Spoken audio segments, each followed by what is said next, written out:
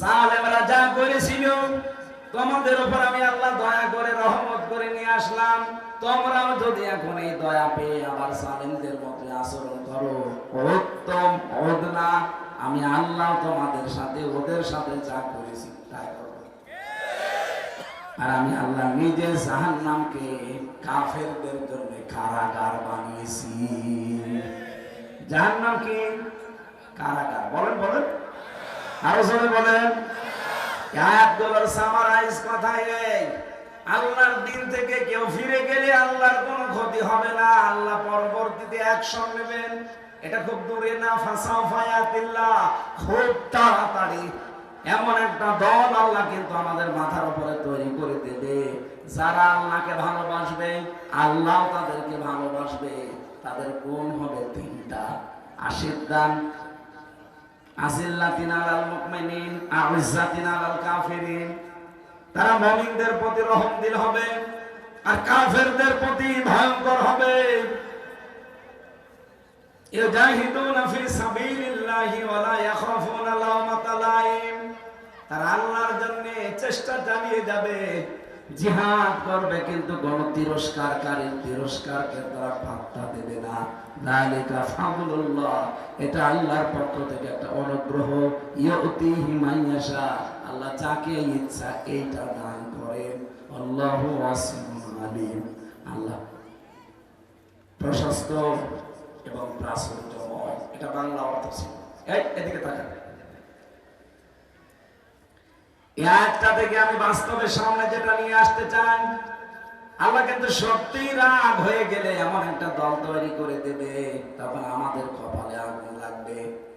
আমরা অনেকে যে ধান্দায় আছি, যে বিশাল চিন্তা ভাবনা নিয়ে আছে, সব আশায় ঘুরে বাড়ি হয়ে যাবে। আল্লাহর সাথে পাল্লা দিয়ে পারার মতো কেউ আছে? বলেন। যেখানে আল্লাহর বিধানের বিরুদ্ধে অবস্থান পাবেন সেখানে দেখবেন ধমক আছে কোরআনে, ইয়া আইয়ুহাল্লাযীনা আমানু ওয়া আমানুত্তাকুল্লাহা ওয়া দারু মা বাকিয়া মিনার রিবা ইন কুনতুম মুমিনিন।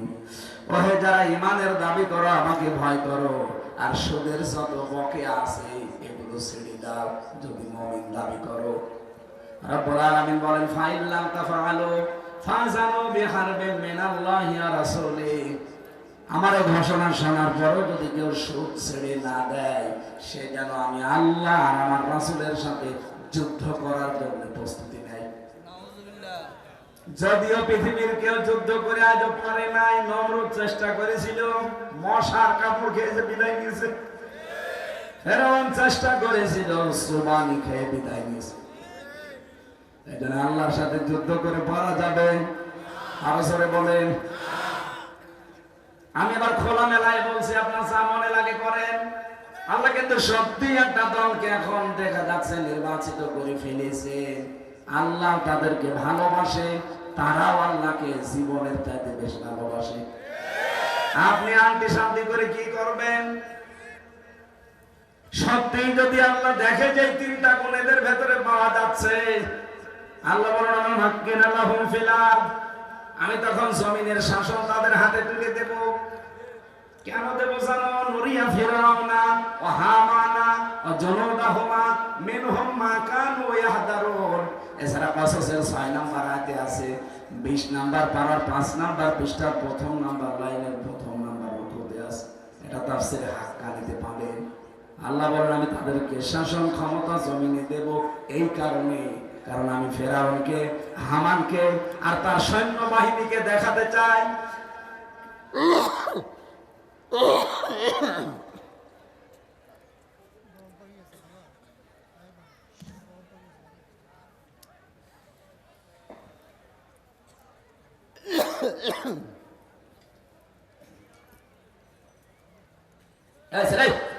আমার এখানে কাশির ভেতরে বসে দিকে বসেন।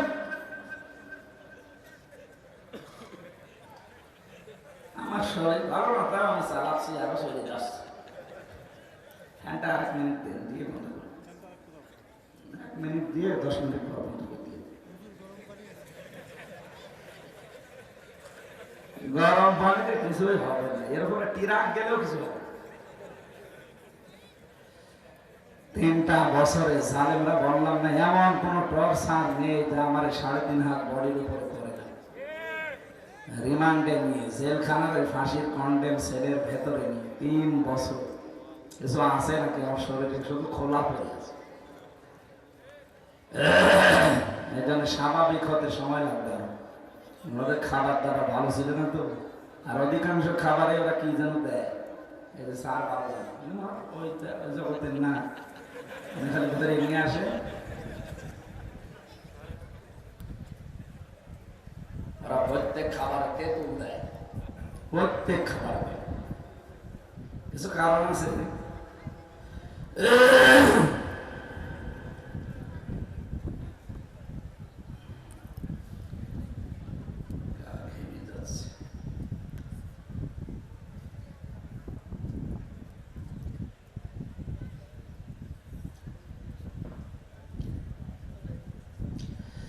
Subhanallah, alhamdulillah, la ilaha illallah. Subhanallah, alhamdulillah, la ilaha illallah. La ilaha illallah, Muhammadur Rasulullah. খালিবাসী আল্লাহ রাব্বুল আলামিন যদি অতি তাড়াতাড়ি এমন একটা দল এই দেশে এভাবে তৈরি করে দেয় যারা নিজেদের ভেতরে রহম দিল আর কাফেরদের প্রতি কড়াকড়ি করবে, বলেন তো ওই রকম দলে শামিল হওয়ার দরকার নেই। এটা তো শুধু সামিয়ানার নিচে, বাইরে গেলেই শুধু বিড়ি আর চা পেলে আপনি আবার ভুলে যাবেন। আল্লাহ পাক বলেন অবশ্যই আমার এই দলটাকে আমি বিজয় করব। ফাইন্না হিজবাল্লাহি হুমুল গালিবুন, অবশ্যই আমার দল গালেব হবে। কাতাবাল্লাহু লা আগলিবান্না, লামে তাকিদ নুনে সাকিলা, দুইটা গ্যারান্টি দিয়ে আল্লাহ জানিয়েছেন অবশ্যই আমি আল্লাহ আমার রাসূল গালেব হবে। আমি লিখে দিলাম, আমি লিখে দিয়েছেন আল্লাহ। এটা সূরা মুজাদালার 21 নম্বর আয়াতের প্রথম অংশে আছে, 28 নম্বর পারার 4 নম্বর পৃষ্ঠার প্রথম নম্বর লাইনে পাবে। আল্লাহ বলেন আমি লিখে দিলাম আমি আল্লাহ আমার রাসূল অবশ্যই বিজয়ী হবই। এই জন্য আমি আয়াতটা বাংলাদেশের সাথে মিলিয়ে দেখতে পাচ্ছি। আজ যারা ইসলাম থেকে দূরে চলে যাচ্ছেন বিভিন্ন কায়দায়, আমি নাম নিলাম না, বললাম না, ধর্মীয় কায়দায়, জেনারেল কায়দায়, রাজনৈতিক ভাবে যান, কোনো ক্ষতি নেই আল্লাহর। এদেশের মুসলমানদেরও কোনো ক্ষতি নেই, কারণ ইসলাম কায়েম করে দেখানো লাগবে, এটা ফরজ না, চেষ্টা করে দেওয়া ফরজ। আর আমরা এটাই করে যাব মরণ পর্যন্ত, চেষ্টা করে যাব, হলে ভালো, না হলে আমার কোনো লস নেই। জীবনের শেষ দিন মানে মরণের পরে আল্লাহ আমারে ঠিক বেতন দিয়ে দেবে। আপনিও তো যাবেন, আমিও যাব, আমাকে আল্লাহ বেতন দিলে আপনাকে মাস দেবে। কথা বলেন না, আমি বিরোধিতা করেছি।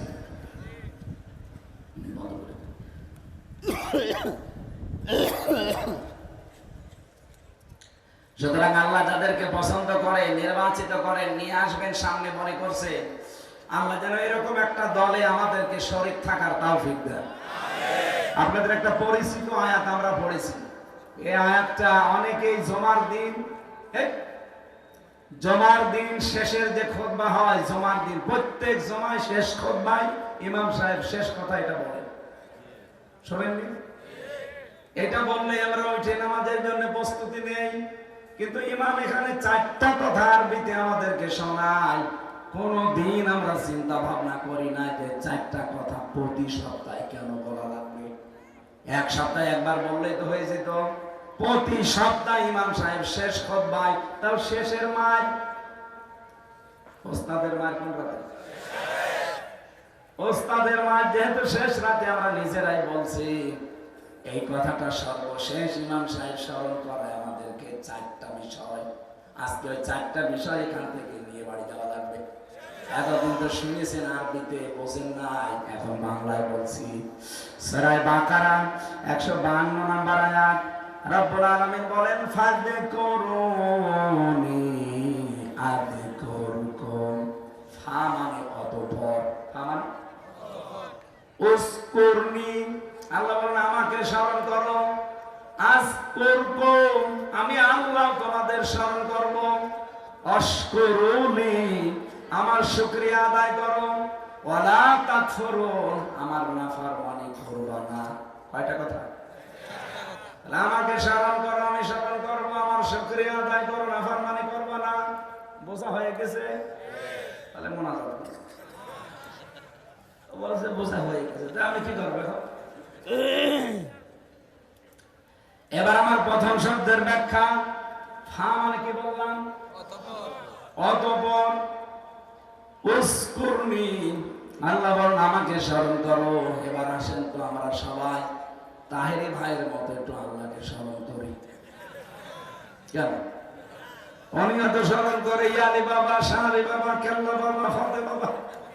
আমরা এগুলো না বলে আল্লাহকে একটু স্মরণ করি। আল্লাহ আল্লাহ আল্লাহ।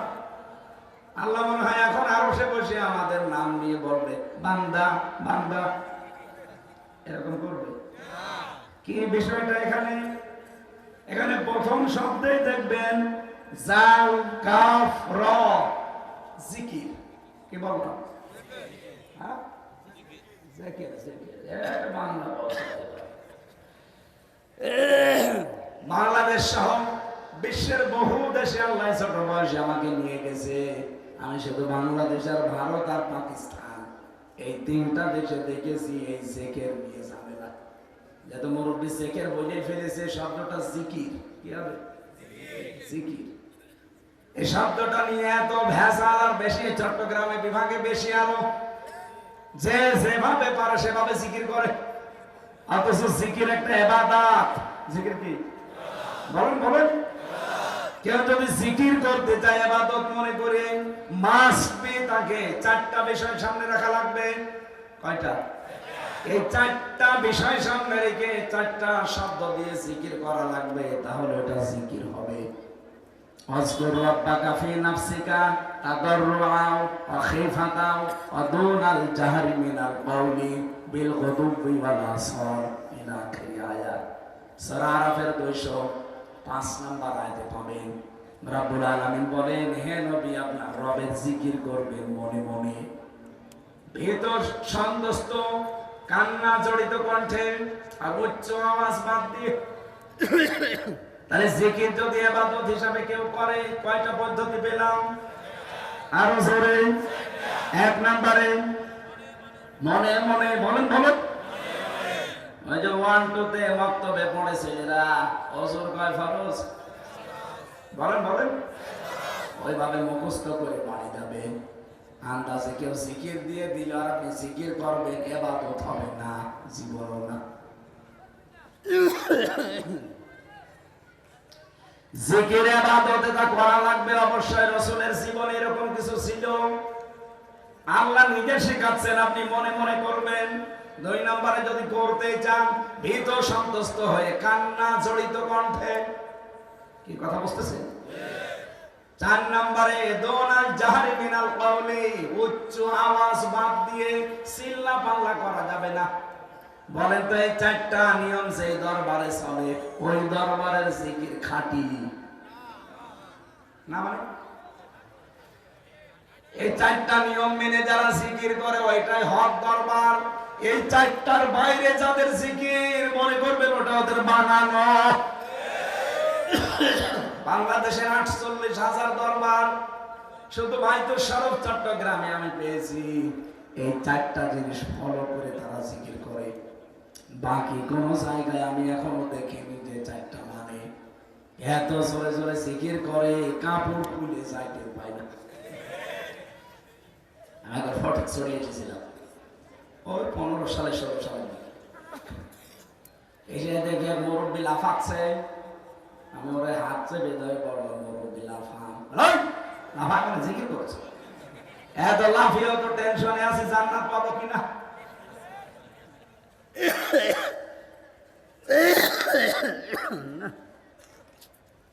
এইভাবে হলে তো সমস্যা।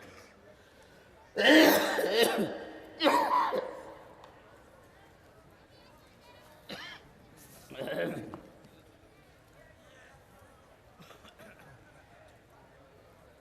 জন্য মনে করছিলাম যে ফরিদপুর থেকে বাড়ি চলে যায়,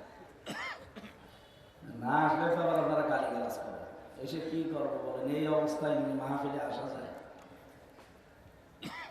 এত কষ্ট করে কথা বলা যায় না, বিষয় বোঝাতে হবে তো শরীর স্বাভাবিক থাকা হবে।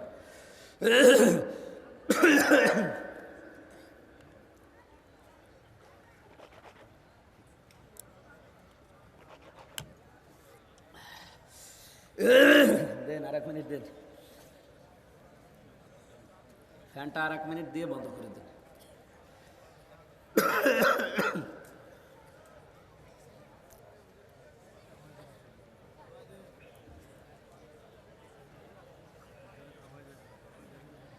ভেতরে জ্বর তো ঘেমে যাচ্ছে, ঘাম গায়ে বসে গেলে পা বসে যাচ্ছে, চারিদিকে ঝামেলা আছে, শরীর হয়ে গেছে সে রওশনের সাথে।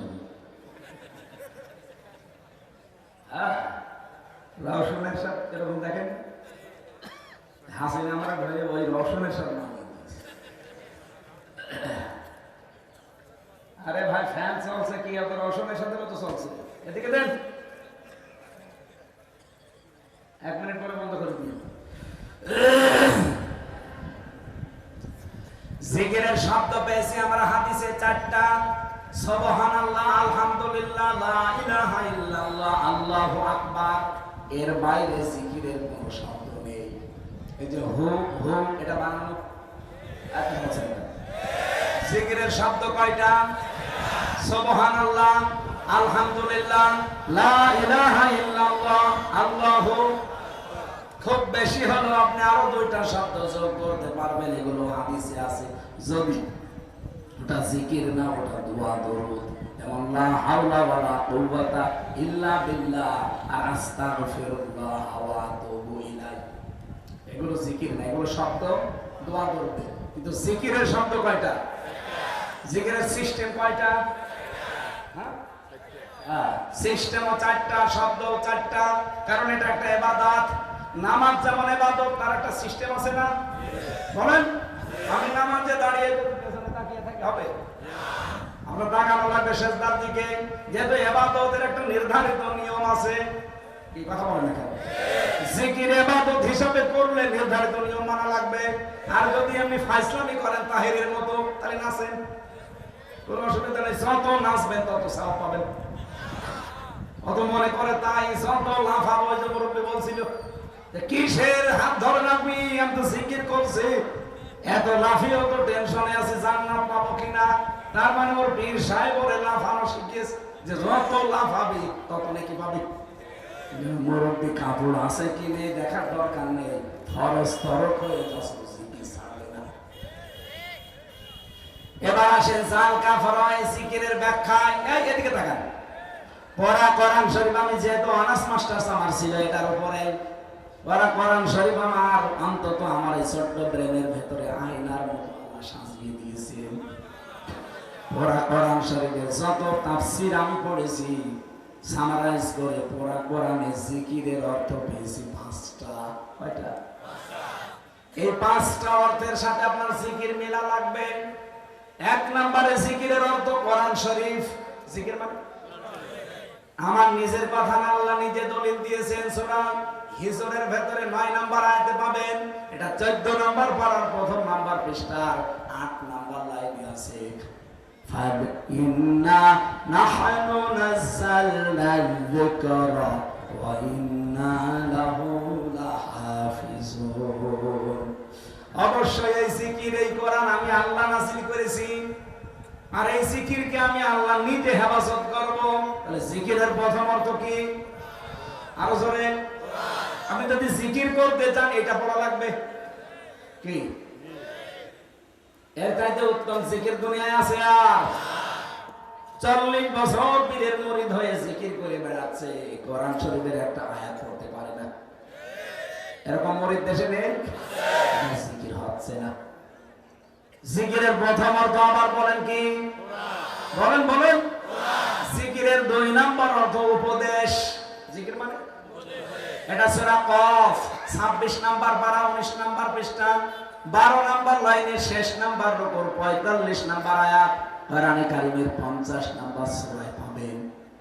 ফাযাক্কির বিল কুরআনি মাইয়াখাফু ওয়াঈদ। So admonition or by the Holy Quran, him who prays my threat. আল্লাহ বলেন, হে নবী, মানুষকে যখন উপদেশ দেবেন আপনার পুরা উপদেশ হবে আমার কোরআন কেন্দ্রিক। কোরআন দিয়ে উপদেশ দিলে কি হবে জানেন? পৃথিবীতে যাদের ভেতরে আমি আল্লাহর ধমকের ভয় আছে, ফ্রেশ মাই থ্রেট, যাদের আল্লাহর ধমকের ভয় অন্তরে আছে, কোরআন দিয়ে উপদেশ দিলে তাদের কাজ হবে। এজন্য আপনি দেখবেন বাপ দাদার কিচ্ছা কাহিনী সারা জীবন বলবেন, ওর মন নরম করাতে পারবেন না। কোরআনে কারিমের আয়াত পড়ে ব্যাখ্যা করেন, দেখেন যত কঠিন হৃদয়ের মানুষ আস্তে করে নরম হয়ে যাবে। সোনাকে সারা জীবন যদি আপনি আগুনের ভেতরে রাখেন গলাতে পারবেন না। ওর উপরে সোনা সোহাগা ছিটিয়ে দেন, পানি হয়ে যাবে। কথা বলেন এখানে মানুষের অন্তর আল্লাহ ঠিক ভাবে বানিয়েছেন। বাবার কাহিনী দিয়ে বাবাকে মানুষকে নরম করতে পারবেন না, কোরআনের কাহিনী তাকে শোনানো লাগবে, কারণ এটা পুরাপুরি আল্লাহর মুখ থেকে বের হওয়া বাণী। সুবহানাল্লাহ বলতে পারবেন? আজ আমাদের উপদেশগুলো কোরআন কেন্দ্রিক নেই। বাংলাদেশে বহু ওয়াজ হয় বহু তাফসীরের নাম নিয়ে, অনেক তাফসীর করছে কুল হুয়াল্লাহু আহাদ, আয়াত পড়ছে ঠিক, ব্যাখ্যায় যে বলে হে নবী আপনি বলেন আল্লাহ এক, এবার আস্তে করে রাস্তা বাদ দিয়ে চলে যাবে বাইপাস রোডে। এই নবী কোন নবী? ফাতেমার বাবা। এ নবী ফাতেমা কোন ফাতেমা? এটা হাসান হোসাইনের মা। এই হাসান হোসাইন কে? জান্নাতের সর্দার। এ আবার কে? আপনাদেরকে এবার আমি হাসান হোসাইনের জীবন কাহিনী শোনাবো মাত্র 2.5 ঘন্টা। আয়াত পড়েছি কি? কুল হুয়াল্লাহু আহাদ, আর তাফসীর হচ্ছে কারবালা। এজন্য আমাদের আজকে থেকে সিদ্ধান্ত নেওয়া লাগবে, আমরা কোরআন শুনতে যাব। বিশেষ করে নোয়াখালী আর কুমিল্লা, সারা বাংলাদেশে আমরা জানি এই 2 জেলায় আলেম বেশি। কি করেন আপনারা? যারা আসবে বলবেন কোরআন শরীফ হাতে নেন, এক একটা শব্দের 8টা 10টা 20টা করে অর্থ বের করেন।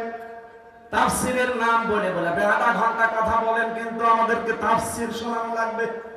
কোন বাবা আকাশ দিয়ে উড়ে গেছে, কোন বাবা পানির নিচে ডুব খেয়েছে, ওসব বাদ দিন। এত কষ্ট করে রাত জেগে বসে আছি বাবার কাহিনী শোনার জন্য না। জিকিরের অর্থ উপদেশ, উপদেশ দেওয়া লাগবে কি দিয়ে? আর সবাই যদি কোরআনের উপদেশ দিতে পারতাম, বাংলাদেশে 15.5 বছরে কোরআন বাধা দেওয়ার ক্ষমতা কেউ রাখতো না। আগামীতে কোরআনের উপদেশই চলবে, কিয়ামত পর্যন্ত বাংলাদেশে কেউ কোরআন বাধা দেওয়ার ক্ষমতা রাখবে না ইনশাআল্লাহ। জিকিরের 3 নাম্বার অর্থ, জিকির মানে নামাজ। জিকির মানে বলেন বলেন জমার দিন দেখবেন একটা আওয়াজ আসে মসজিদ থেকে, ইযা নুদিয়া লিস-সালাতি মিন ইয়াউমিল জুমআতি ফাসাউ ইলা যিকিরিল্লাহ।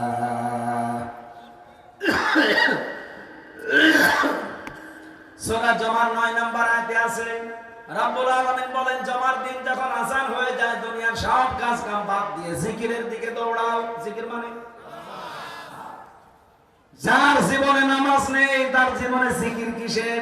কত দরবারে আছে নামাজ চলে না, শুধু জিকির। তাও জাত মতো জিকির না, সব বানানো জিকির। কথা বলবে কেন? এমন বাবার মুরিদ আমি, নামাজ কালাম লাগে না, পানির নিচে বাতি চলে ঝড় বাতাসেও লেবে না। কে বাতি চালিয়েছে পানির নিচে, ঝড় বাতাসেও লেবে না? এমন বাবার মুরিদ নামাজ লাগে না, পড়া ভান্ড না, খালি জিকির করে না, হবে না ভাই। জিকিরের অর্থ নামাজ। যার জীবনে নামাজ নেই তার জীবনে জিকির হবে। আউয়ালু মা ইউহাসাবু বিহিল আবদু ইয়াউমাল কিয়ামাতিস সালাত। কিয়ামতের দিন সর্বপ্রথম আল্লাহ পাক নামাজের হিসাবটা ধরবেন। এজন্য নামাজ জীবনে ছাড়া যাবে না। মেয়েদের যখন সন্তান দুনিয়ায় আসে প্রথমে কিন্তু রক্ত আসে না, পানি দেখা যায়। লজ্জাস্থানে পানি যখন আসে মারে ঝরাইতে পানি আসলে সন্তানের মাথা যদি বের হয়ে যায়, বিশ্বনবী জানিয়েছেন তোলার ভেতরে, খেড়ের ভেতরে নরম কোন জায়গায় সন্তানের মাথাটা বিছিয়ে দাও, ওই মহিলাকে বলো যে নামাজ পড়া লাগবে। আপনি টের পাচ্ছেন কি বললাম? ওই সময় তো জীবন মরণ নিয়ে টানাটানি, বাঁচবে কি মরবে বলা যায় না। তারপরও নবীজি বলেন সন্তানের মাথা যদি বের হয়ে যায়, তোলার ভেতরে দরকার বিছিয়ে দাও, মেয়েটাকে বড় নামাজ পড়ে নিতে। এর বড় ফরজ আমার মাপ নেই। আর আপনি ভালো মানুষ, চার দোকানে চা খেতে খেতে নামাজ পড়ে দেন, আপনি কি জবাব দেবেন? মরে গেলে নামাজেরটা, অন্যান্য সব বাদ দিলাম। মানুষের 3.5 হাত বডির দিকে তাকালেই তো মনে হয় আল্লাহ বানিয়েছে, মনে হয় নামাজের জন্য। আপনি দেখেন এভাবে সুন্দর করে হাত দিয়ে, পা দিয়ে, কপাল দিয়ে, দুনিয়ায় কোন সৃষ্টি আজ পর্যন্ত সেজদা দিতে এইভাবে পারে না। আপনি প্রতি সৃষ্টির দিকে তাকান, গাছ পারে, মাছ পারে, হাঁস পারে না, কেউ পারবে না। আল্লাহ মানুষকে বানিয়েছেই মনে আছে সেজদা দেওয়ার জন্য। হযরত মুসা নবীর কাছে এক জেনাকারিনী মহিলা এসে বলেছিল, হে নবী, আমি যৌবনের তাড়নায় জেনা করে ফেলেছি, সন্তান এটি ছিল পেটে, গোপনে গোপনে মাংস করেছিলাম, ডেলিভারি করার পরে ওটা আছাড় দিয়ে মেরে ফেলেছি। আমার মতো অপরাধী দুনিয়ায় কেউ আছে? আমার মতো নিকৃষ্ট আর কেউ আছে? হযরত মুসা এমনিতে রাগী নবী, যেই শুনেছে জেনাকারিনী আবার সন্তান আছাড় দিয়ে মেরে ফেলেছে, গেছে রেগে। আল্লাহর হুকুমের তোয়াক্কা না করে একটু ভরসা করে থাকবে না, একবারেই রায় দিয়ে দিলেন যে তোমার মতো নিকৃষ্ট দুনিয়ায় নেই। সঙ্গে সঙ্গে জিবরাইল এসে বলে, ইয়া মুসা কালিমুল্লাহ, হে আল্লাহর নবী মুসা, আল্লাহ আমাকে পাঠিয়েছেন যে এই মহিলার চাইতেও নিকৃষ্ট মানুষ আল্লাহর কাছে আছে। মুসা নবী বলে, ইয়া আখি জিবরাইল উনজুর ইলাইকা, ও ভাই জিবরাইল আমার দিকে তাকান, কি বলেন আপনি? যে এই মহিলার চাইতে নিকৃষ্ট মানুষ আবার দুনিয়ায় কে? জিবরাইল বলে, এটা বলার জন্যই আল্লাহ আমার পাঠিয়ে দিয়েছে আরশ থেকে তাড়াতাড়ি করে, এই মহিলার চাইতে আল্লাহর কাছে নিকৃষ্ট ওই মানুষটা যে লোকটা সুস্থ থাকার পরও নামাজ পড়ে না। নামাজ না পড়া মানুষ হত্যা করার চাইতেও খারাপ কাজ, নামাজ না পড়া জেনা করার চাইতেও খারাপ কাজ। নামাজ বাদ দেওয়া যাবে না, ফরজ নামাজ বিশেষ করে। সময় না থাকলে সুন্নত নফল পরে পড়ে নেবেন, কিন্তু ফরজ নামাজ মাস্ট বি আপনাকে পড়াই লাগবে। কি কথা বলেন? নবীজি বলেন, কোন মানুষ যদি নারী পুরুষ প্রাপ্ত বয়স্ক হওয়ার পরে নামাজ ছেড়ে দেয়, আল্লাহ নিজে বলেন ওর দায়িত্ব আমি আল্লাহ ছেড়ে দিই। আর বাংলার মুসলমানরা যেহেতু রাষ্ট্রীয় ভাবে নামাজ এখনো কায়েম হয়নি, রাষ্ট্রীয় ভাবে নামাজ কায়েম হলে জীবনে নামাজের দোষ করতাম না। যতদিন এই দেশে রাষ্ট্রীয় ভাবে নামাজ কায়েম না হয়, ততদিন অন্তত হাতে পায়ে ধরে বলছি নামাজটা বাদ দিন না, আল্লাহ দায়িত্ব ছেড়ে দেবে। বাংলাদেশে 300 এমপির ভেতরে 151 জন এমপি যদি কোরআন বুকে নিয়ে আগামীতে সংসদে যেতে পারে, প্রথম দিন সংসদ অধিবেশনে যদি বলে, মাননীয় স্পিকার আমরা নামাজের বিল চাই, উনি যদি বলেন হাত তোলেন, 300 জনের ভেতরে যদি 151 জন হাত তুলতে পারে, পরের দিন এই বাংলাদেশে রাষ্ট্রীয়ভাবে নামাজ কায়েম হয়ে যাবে। আপনি হয়তো এই লোকটাকে এমপি বানাতে একটা ভোট দিয়েছিলেন, কিন্তু ওনার হাত তোলার কারণে নামাজ আজ কায়েম হয়েছে দেশে। 18